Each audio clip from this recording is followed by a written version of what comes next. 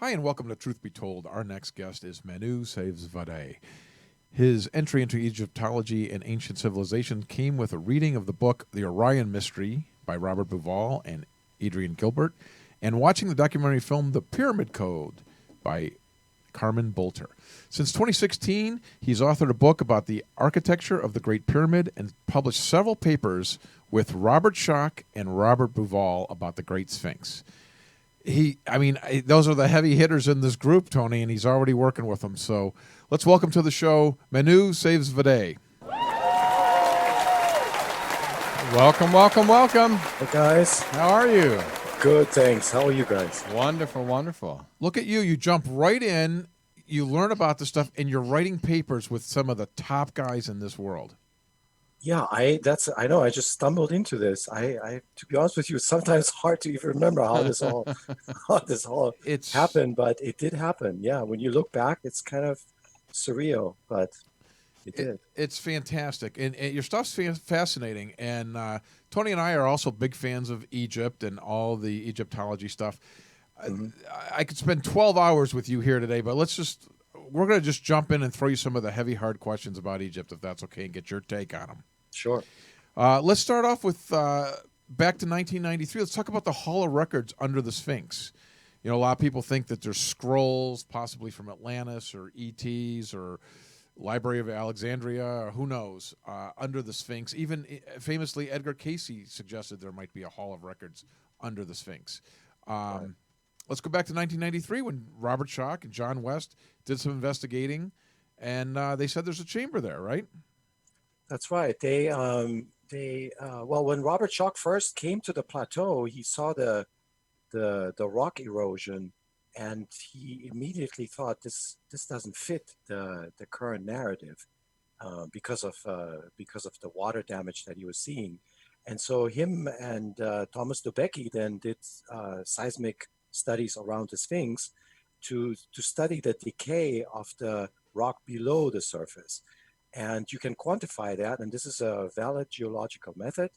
And the results basically corroborated Robert's suspicion that the Sphinx and the enclosure is much older. So he estimated at the time, I think he said something about 7,000 years, but that was a very conservative measure, conservative estimate. And if you do it realistically, then you can take this back to 10,000 BC, so about 12,000 years. So Yeah, he had a nice corroboration between the visible water damage on the walls, and to some extent the Sphinx itself, and then the seismic data from the below surface decay. And part of those studies, they also found they did basically void.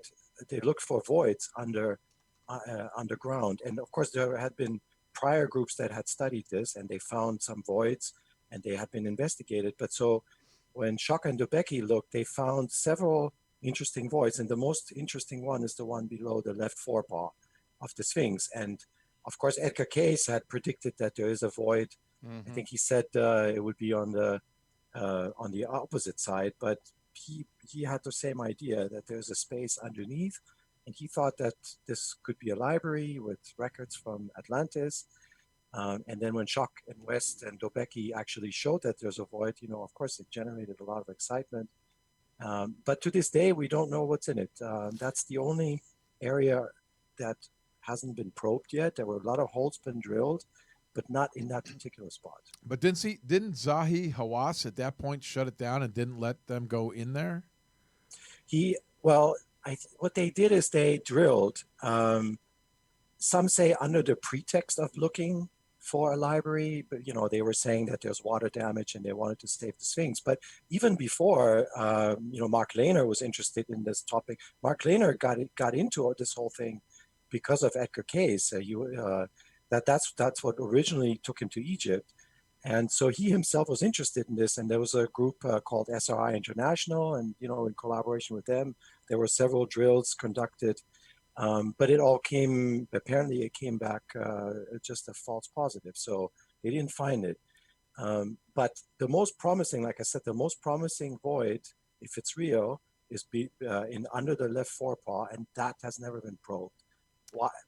And why Hawass is not probing it, all bets are off. Well, there I are don't. those in this community, as I'm sure you've heard, that believe that they have, in fact, gone down there and cleared it out. Do you I think that know. could be Yeah, possible? I hear different opinions about it. So Robert himself doesn't think so. Schoch. Bouval also doesn't think so, but they could be wrong. I have no idea. If they've been in there, then the only place where they would have drilled to get in there is is east of the pause of the Sphinx. There's a lighting fixture for the light and laser and light show, and maybe that fixture would be hiding the drill either that way, or as you guys know, in front of the Sphinx temple, there is several meters in front of the Sphinx temple, a drill revealed granite residue. Really? And of course, there's no granite Right. naturally at the Giza Plateau. And so, of course, there's a theory that the entry to this whole complex is there. And is it possible that somebody entered through that? Of course, it's possible, but I have no new knowledge of it. Interesting. Okay, so that was back in '93 when Schoch did those studies, and then Right. let's jump ahead to 2017. I think it started in 2015, but in 2017 there was that project that scanned using the muon radiography, I Right. believe, and they found possibly even another new chamber in the pyramid. Yes. So this is was not the first time that the pyramid was scanned. As you guys know, the first scanning experiments were actually in the late '60s by Alvarez, the same Alvarez that defined the meteor impact from 65 million years ago, the boundary. But anyway, so they scanned Khafre's pyramid at the time, and then the modern scan was basically with better technology, a better method. And so, yes, in 2017, they published a paper. This was a big collaboration, and they found a long chamber, either horizontal or oblique, above the Grand Gallery. And the most recent data, they just did another scan recently, and it confirms that the chamber is real, and it confirms that it says that the chamber is actually a little bit bigger than originally estimated.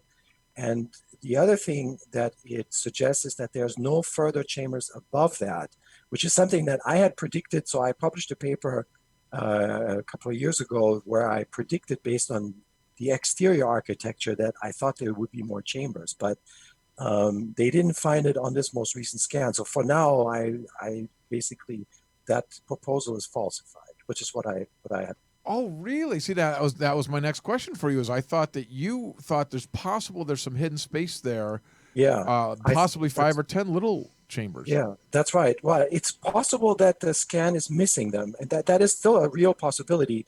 But I look at this scientific. I'm a scientist, so for me, I use the scientific method, and I'm perfectly happy to be falsified. So but within the level of detection, they didn't find the chambers. But I have to tell you, this method is still not that sensitive. You look how big the space is that they're found. So a space that's maybe just even, let's say, a space a quarter that size, they could easily miss. So so the way what I have to conclude is within the limits of detection, what I was proposing is falsified. But if we need to be able to examine it again, we need a higher the different method, basically. Can you talk, Doc? Can you talk a little bit about how you came up with this idea that there might be some other hidden space there? Because I think it's fascinating that there's all this incredible math in the Great Pyramid that we've all heard about, but I had never heard that the blocks are different heights as you go up. Why don't you explain that to us? Yeah, this is what Flinders Petrie put in the work and measured each block thickness. And he published that, over 100 years ago. And I looked at those data, and it's an interesting pattern. And when you look at the pyramid in certain lighting, especially nighttime, when you are at the laser and light show, you have all these pretty lights hitting the pyramid. You can see sort of the pyramid looks like it has sort of a feather coat. It's this undulating texture, and that is caused by these waves of coarse thickness. So the courses get thicker, and then they get thin. They get suddenly thicker, and then gradually thinner, and then you have another wave. And as you go to the top of the pyramid, those waves get ever smaller and smaller. And so there's a pattern, there's a numerical pattern which Petrie described, that these courses, when they suddenly get thicker, it tends to be around fraction of 25ths compared to the base of the pyramid. So I looked at that and I said, well, I wonder why the architect did that. Is it a coincidence? Is that the way the blocks came out of the quarry, or does this have something to do with architecture? And so I thought, when I looked at the lower portion of the pyramid where we know the chambers, I thought that these course thickness changes correlate with ceilings. And so that's based on that, I proposed that in the top portion of the pyramid, there must be corridors or chambers if we extrapolate this pattern to the top. In other words, whenever you have a course thickness change, that correlates with some kind of ceiling. So that was the proposal. It's fairly simple-minded. And I said the way to test it is the muon scan. And so, but the most the muon scan does not corroborate it. Incidentally, also Jean-Pierre Houdon's theory of a spiral ramp inside the pyramid, it's also technically speaking falsified now. Now he might disagree, and he would probably tell you that the corridors that he proposed would be too thin, or too, how should I say, they wouldn't be tall or wide enough for the muon scan to detect it. So he may still insist that it's possible that there's a spiral ramp inside. But, for now, I would say it's falsified. Interesting. I heard they're going to do another scan this year. Yes. In 2020. Maybe their technology is a little better and we might get a little more accurate. Yeah, that's right. Yeah, they're also laying out plates in the relieving chambers, which, as you know, the Campbell's chamber is sort of a crime scene, quote unquote, so it's still off limits, but the team is they're allowed to go up there and lay out these panels. So yes, they are trying to increase the granularity of the signal so that they can maybe discover what so far they haven't been able to see. But this big space is the most interesting part. And Havas, even, he thinks, is there something in there that has to do with Khufu? And, so I think the next step is somehow we have to probe that space. If it can be done safely, that's the next thing that has to be done. That'd be awesome. I mean, it must be pretty disappointing, though, when you put all this work in and then you open the chamber and there's nothing there. That's... Yeah, I mean, I'm sure right. It's exciting to finally break through, but to find nothing there, that's... Were you guys disappointed about the Gantenbrings door and what was behind it? Is that how people feel about it? That it's disappointing? Yeah, we want to see, Yeah, we want the big reveal. You want the big reveal? Yeah, of course. What did you think about the symbols in that little space? The red ochre marks. What do you think about that? I mean, that's not enough for someone like me. I want to see, right. the books, the treasure, scrolls, the answer. right? I want the plans of how they built it. I want. Yeah, right. I understand. Yeah, he wants the national treasure when you walk in and all the whole corridors is full alien skulls, something. Yeah. No, I'm with you. Well, that's kind of what motivated me to come after the Hall of Records. I want people to have that opening feeling, and I'm going to try to give that to you at Contact in the Desert, because I think I found something that was in that archive. Oh, really? Yeah, and I will. I'm going to show it to you in June. Now, see, that's reason enough to go to Contact in the Desert this May coming on. Yeah, right? yeah. No, this is going to be exciting. So the new book, I'm working on a new book. It's called Archive Under the Sphinx, and it's right now in the editing phase. And I don't know if I'm going to be able to publish it in June. But it will most likely come out sometime this year. But in June, I will try to open the chamber for you and show you what's in it. Wow. Awesome. Yeah. If there's nothing there, I'm walking out. No, there is something in there. There is something in there, and this is going to be in my opinion, this is going to be difficult to explain within the current paradigm. So remember, the Hall of Records is supposed to contain knowledge that the ancient Egyptians wouldn't have known on their own, right? Right, and before that is exactly what I am going to show you. Well, that's fascinating. That's exciting. That's very exciting. But in order to do that, so I had to go to the text because geology took us so far, and then of course the astronomy, as you guys know, Robert Bouval and then Hancock and Bouval, Message of the Sphinx, where they proposed that the whole plateau is basically a precessional clock, with the Sphinx, pointing due east and defining the era, Liam? so to speak. And so that was the astronomical evidence. But the gold's the crown jewel of evidence, archaeological evidence, it's written evidence. And so for me, I thought that's the next step. If we want to take this to the next step, we have to look for written evidence. And so that's what I did. And that is what I'm intending to show you guys. Very exciting. Yeah. Okay, well, you just talked about those guys. Yeah, those pieces of evidence, including Robert Schoch's, erosion theories, they point between all of these guys. I think that they think, like we talked earlier, around 12,000 years old, 10,000, 10,500 BC, somewhere in there. Yeah. Are you in that same camp? Is that where you put it? It's long before the existence of the Old Kingdom, right? Yeah, you're talking about the Sphinx, right? Well, I'm talking about that and the pyramid. Okay, well, I'll give you two different answers then. Okay, so good. the Sphinx, I am with Schoch. Okay. I think the evidence is very strong, and I understand why Lehner and Havas and George Reisner, and they don't want it to be that old. Well, I understand where they're coming. I looked at their evidence, and their evidence is not weak. They have a good line of evidence. But I think there is actually a way that you can incorporate what they're discovering into the Schoch model. There's a way to explain all of it within the confines of Schoch's model, but they cannot explain Schoch's data within their confines. That's the problem. And so in science, the best model is the one that explains all the data. So what did they do? They basically dismissed Schoch's data, and they said this is whatever. They didn't trust the data. And then the other thing is they said there's no archaeological context for a civilization that's that old, and of course we know that's wrong now because of Göbekli Tepe. Right. And at the time, Mark Lehner said, "Where are the potsherds?" But of course there's evidence that there was something that was raised before Khufu did something at Giza, and that debris now is ironically Lehner himself is now digging in that place. That debris that was something before the pyramids is now he's investigating it, and he's finding seals and some written evidence.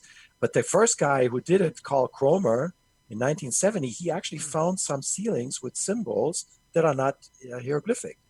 So there was something there before. So it's not technically correct to say, even for Mark Lehner at the time when he said it, because the data from the 70s, there is some data that there was something before the Old Kingdom Egyptian built whatever they built on the plateau. So now that takes me to answering you about the pyramid. So I think there was something there before the pyramids were built. Yes, I think there was something there, and then the pyramids were built on top. Now, where you want to draw the line, in other words, at what point do you say, well, Old Kingdom Egyptians built this portion of the pyramid and based on top of something, on top of this that was pre-existing?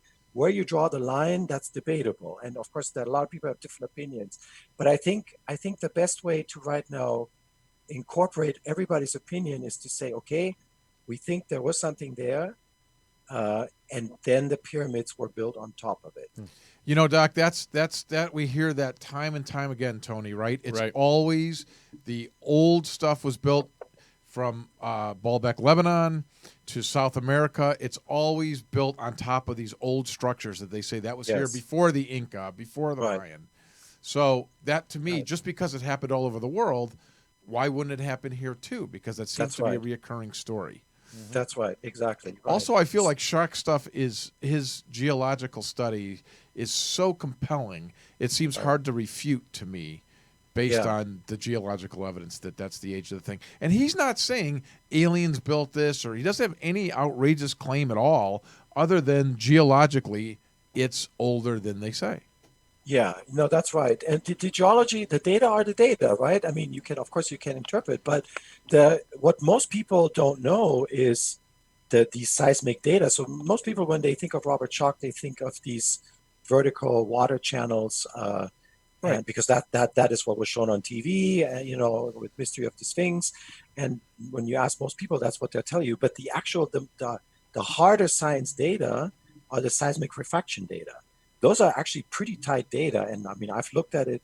I looked at Robert's publication. He has a good control to back up what he's saying. And so it's not that easy. I mean, definitely, I don't understand why people call this pseudoscience and Yeah, I fringe can't and all stand this any of it stuff. because to me, who doesn't know anything about any of this stuff and is not a scientist or anything, I just feel like it's a science thing. Why don't we all have the same answer?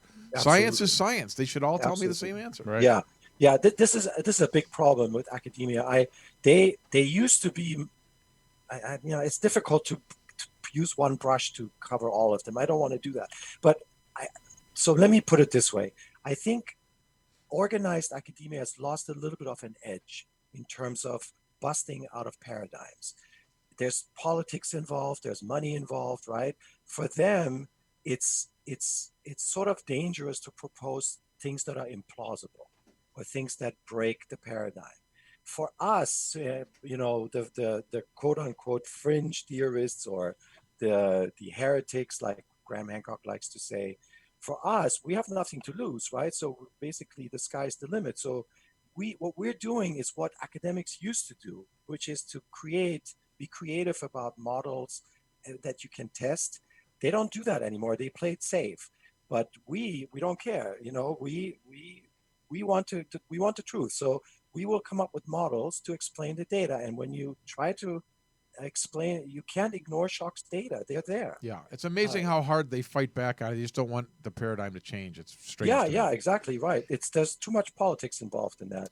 All It's right. not good. I would love to build a bridge. I would love to collaborate with them. I've sat next to Mark Lehner. I had an amazing conversation with him.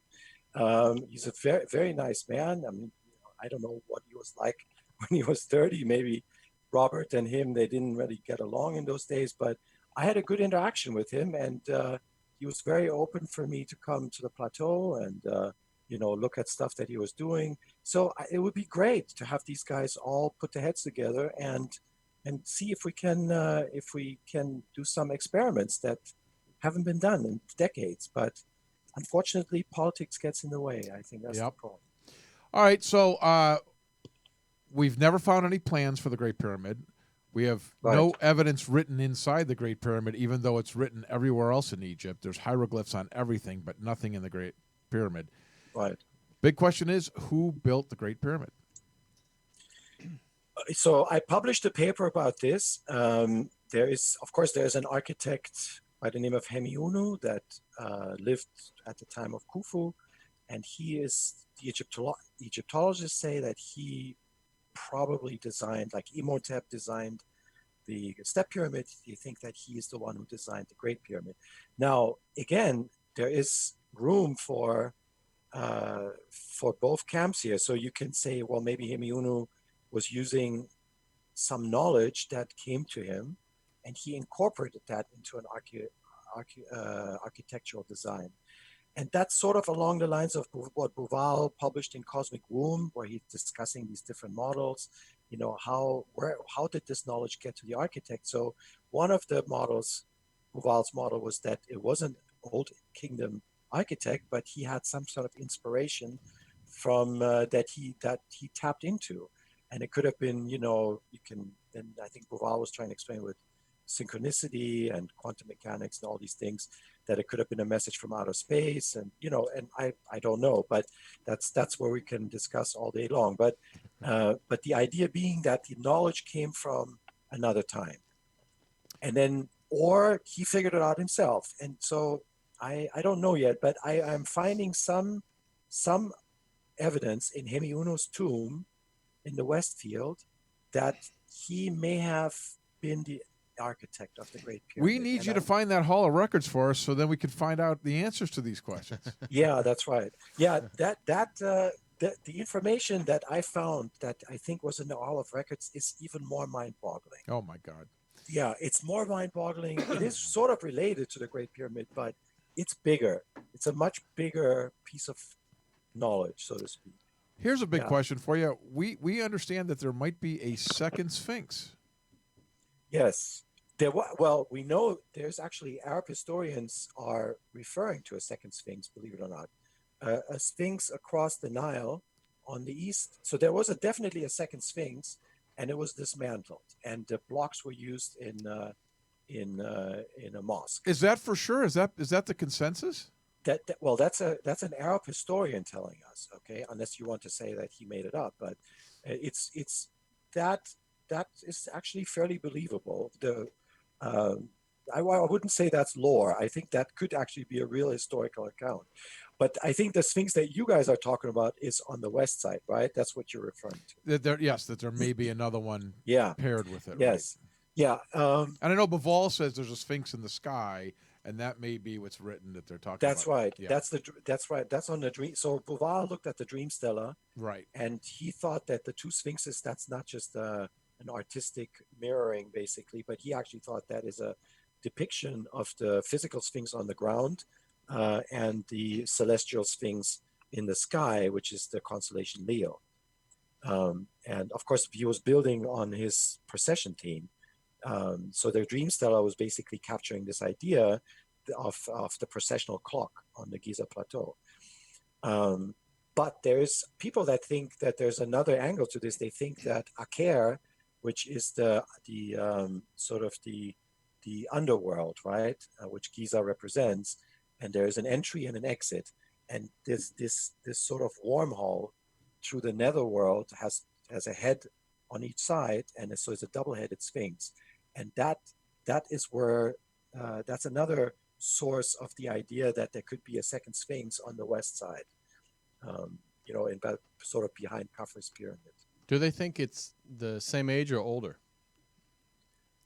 The people that are proposing this, I don't know what they're saying. I don't know if they think it's the same age or not, but I mean, for now, we don't have any proof that there is a second sphinx on that side. That's actually a good question. Yeah, I wonder.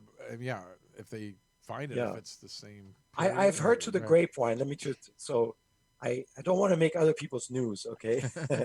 I've heard through the grapevine that there is some physical evidence of a second sphinx, but this one was buried for thousands of years. Yes, they thought it was just a head, and then they uncovered that it was a whole body. So maybe the other one's buried.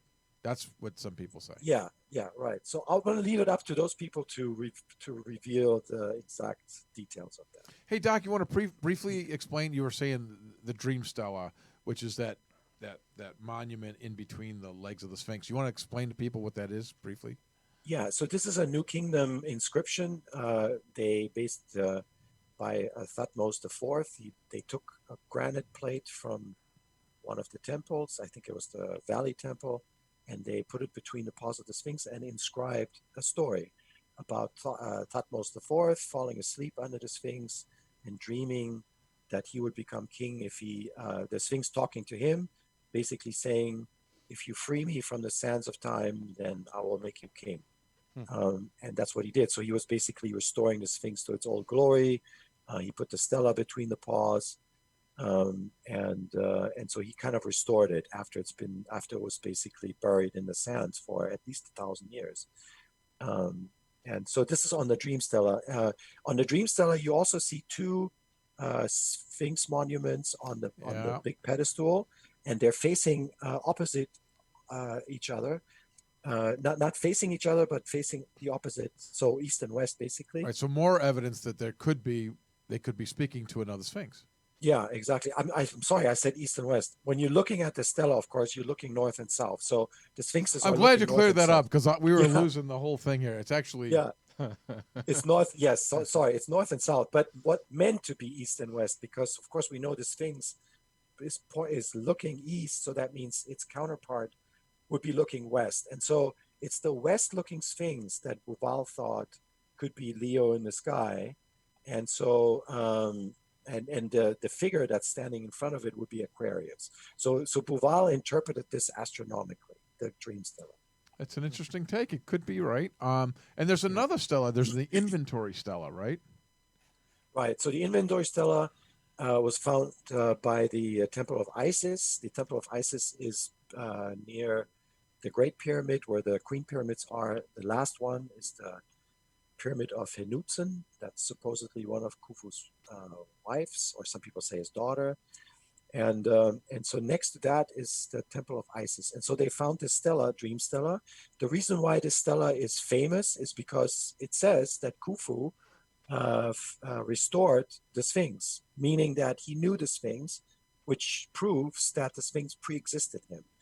Right. That's the most famous aspect of it. Right. And then it says that he built his pyramid and that of Henutzen, that he did some repair work and basically sort of restored Giza to some old glory. But the key being that it predates him. Yes, exactly. The Sphinx, yes. So Egyptologists don't believe the story. They say that this is sort of a fraudulent story that the priest invented so they would get donations.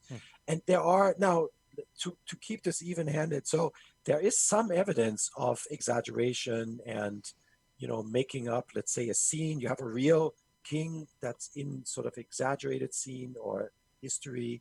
And then you also have the figure that's sometimes invented and put into a real scene. And we wrote that in the paper. So yes, there are examples of that, but we think the text on the inventory stela is real. And then specifically, we think it's real because there's a mention of Mehit, which Robert and I, of course, and Boval, Schoch and I, we think the name of the lion monument before she became the Great Sphinx, it was Mehit, and Mehit was a lioness. So we think that the monument was actually a female lioness, and then it was carved to become the Great Sphinx. And that name Mehit is mentioned on the inventory stela. Egyptologists translated it as north, the direction, but we think that's wrong. We think that is actually naming the statue itself. So we felt that the inventory stela is more factual than fictitious. And we just wanted to sort of, present a little bit more balanced way or present an opposite view. And I've had a lot of interest in this paper. That's one of the most downloaded papers on my it's academia really page. Interesting stuff, honestly. Yeah. You get into the minutia of it, but it's really good. Why don't we talk a little bit about some of the impossible math that's built into the Great Pyramid? Because that's one of the most exciting things to me, the way it's really 8-sided and the golden ratio. You want to talk about some of these? The circumference of the Earth, the speed of light, all these things are in there. Yeah. Why are they in there? Well, it's a difficult question to answer, but let me try to say it this way. When you make a pyramid with a golden angle, you capture a lot of mathematics with that. There's something very right off special. The bat, Yeah, right. Because you can obviously make pyramids with different angles, but when you design a pyramid with a golden angle, and if remember, guys, there's two. There's the Great Pyramid and there's the pyramid at Maidum, which also had a golden angle. So there's actually two of these pyramids, and there is something very special about a golden angle pyramid. There's some mathematical gateways that open up, geometric and algebraic gateways. And all of a sudden, you see a lot. It's kind of like this equation, on the two sides of this equation, you find all these constants and relationships. It's mind-boggling. So that's where this comes from. And then in addition to that, people have looked at the dimensions of the pyramid in various metrics, in meters, in inches, and feet. And when you do that, they find in it further, mathematical curiosity. So it's a big field. There's a lot of people that are coming up with ideas, and it's fascinating. Yes, even my approach to this is this: whether or not this is intended is almost besides the point, because we are learning so much mathematics from this structure that I have learned a lot of mathematics from this structure. That it teaches us things. It teaches us basically in a visual way how mathematics, how constants relate to each other. And I think whoever made this, wherever this idea comes from, it is teaching us something. I have a quick question. I mean, we always hear about how advanced they were for that time period. I mean, even now it'd be almost impossible. But what are seeing some of the biggest flaws? Because we hear about how great they are. Are there any flaws that you could see and engineers that have looked at it and said they've made a mistake here, or is it pretty much almost perfection? Well, that's a great question. Jean-Paul Bouval and I are looking at this right now. So we're trying to figure out what the theme was of the interior architecture. And of course, Jean-Paul is an architect, and Jean-Paul is saying that there has to be a big theme that encompasses everything. And so I will get into this in June, and in fact, I'm going to try to get Jean-Paul to Skype in during the workshop. Okay, great. So we're going to give you a little taste of what we've discovered. But so right now, what I'm going to say is that there is what we think happened is that there is the pyramid on paper, and the design involves a certain theme. Yes, absolutely. And when you guys you hear about this theme, you will realize why there's so much math and physics in the pyramid. It actually makes sense. And then comes the execution. And the execution, there is some, just like any other construction project, there's going to be some errors, right? Now, I'm going to tell you right now, there are big arguments about this. There are some people that say every millimeter or whatever, every inch that you measure is what was intended. And they absolutely believe that. And why do they believe that? Because when they use those numbers, they come up again, with certain mathematical speed identities. of light, and distance to the sun, and all these things. Yeah, and they say it cannot be a coincidence and all those things. And I don't want to take sides right now. I'm just trying to present the whole field. So there are some people that say that, and then there's people that they are looking at more, maybe a little more realistically. They're saying, well, people make errors and there are measurement errors. But the other side will come back and say, well, listen, if they made such arrows, then how were they able to align the Great Pyramid to within 3 arc minutes? Right. And how were they able to reproduce the pyramid base to within a few centimeters? Right? So, and it's a valid point. So that kind of gives us an idea of their accuracy. Graham Hancock told me once that if it was built by an extraterrestrial race or whatever, they would have been off by 2 centimeters.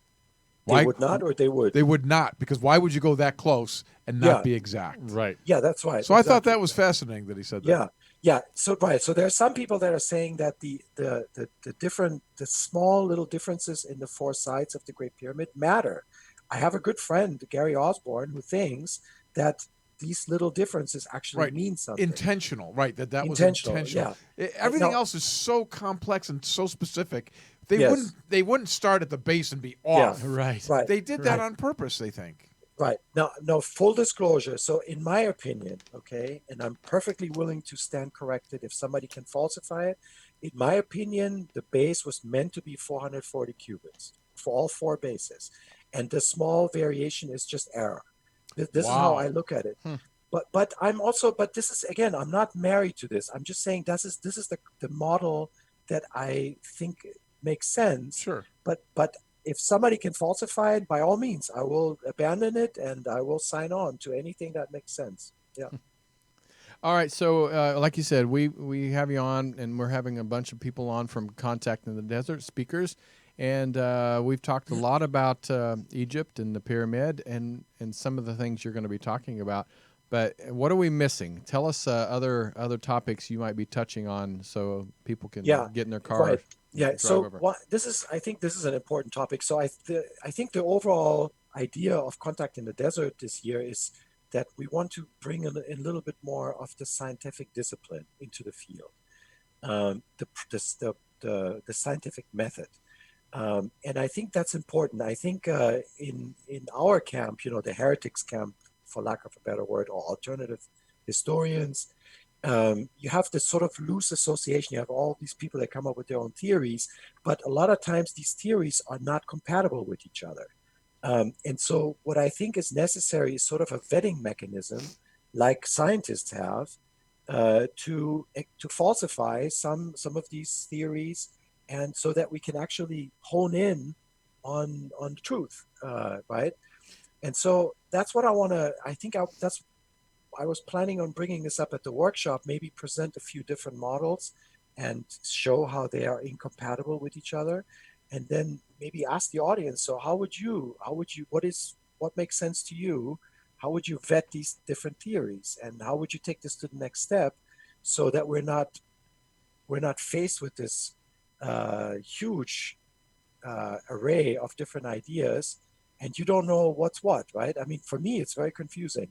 There's so many people that have ideas about how the Great Pyramid was built, the design that it's based on, and some of these theories, they can't all be true at the same time.